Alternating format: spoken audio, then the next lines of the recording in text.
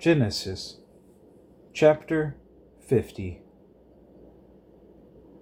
Then Joseph fell on his father's face and wept over him, and kissed him.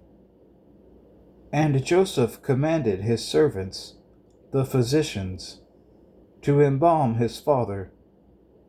So the physicians embalmed Israel. 40 days were required for him, for such are the days required for those who are embalmed. And the Egyptians mourned for him 70 days. Now when the days of his mourning were past, Joseph spoke to the household of Pharaoh, saying, If now I have found favor in your eyes, please speak in the hearing of Pharaoh, saying, My father made me swear, saying, Behold, I am dying. In my grave which I dug for myself in the land of Canaan, there you shall bury me.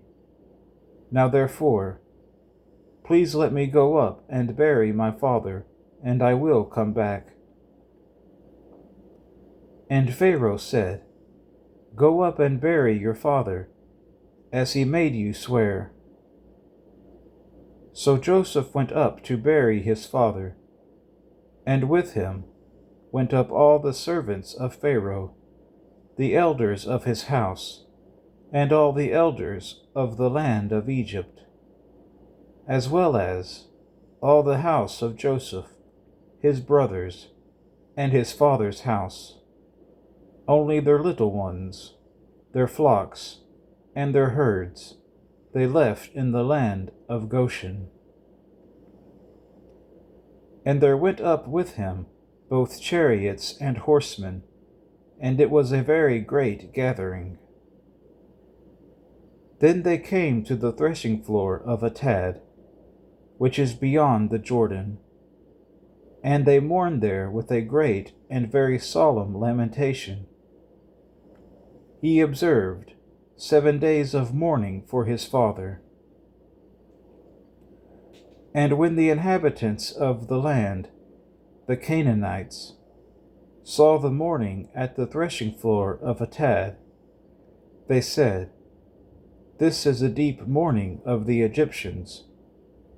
Therefore its name was called Abel Mizraim, which is beyond the Jordan.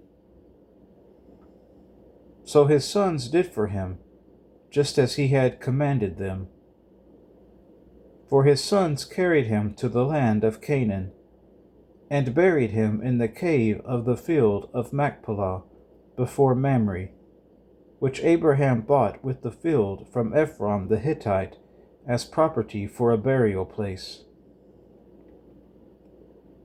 And after he had buried his father, Joseph returned to Egypt, he and his brothers, and all who went up with him to bury his father.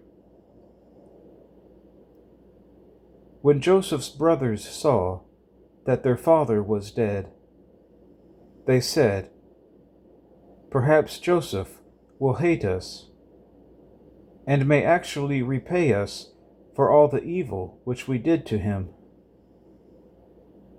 So they sent messengers to Joseph, saying, Before your father died, he commanded, saying, Thus you shall say to Joseph, I beg you, please forgive the trespass of your brothers and their sin, for they did evil to you.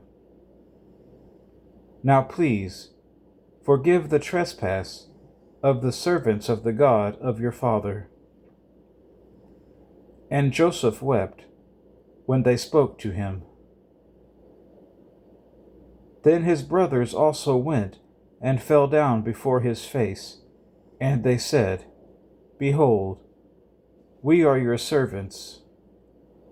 Joseph said to them, Do not be afraid, for am I in the place of God? But as for you, you meant evil against me, but God meant it for good, in order to bring it about, as it is this day, to save many people alive. Now therefore, do not be afraid. I will provide for you and your little ones. And he comforted them and spoke kindly to them.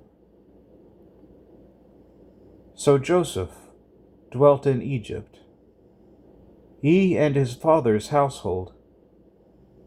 And Joseph lived 110 years. Joseph saw Ephraim's children to the third generation.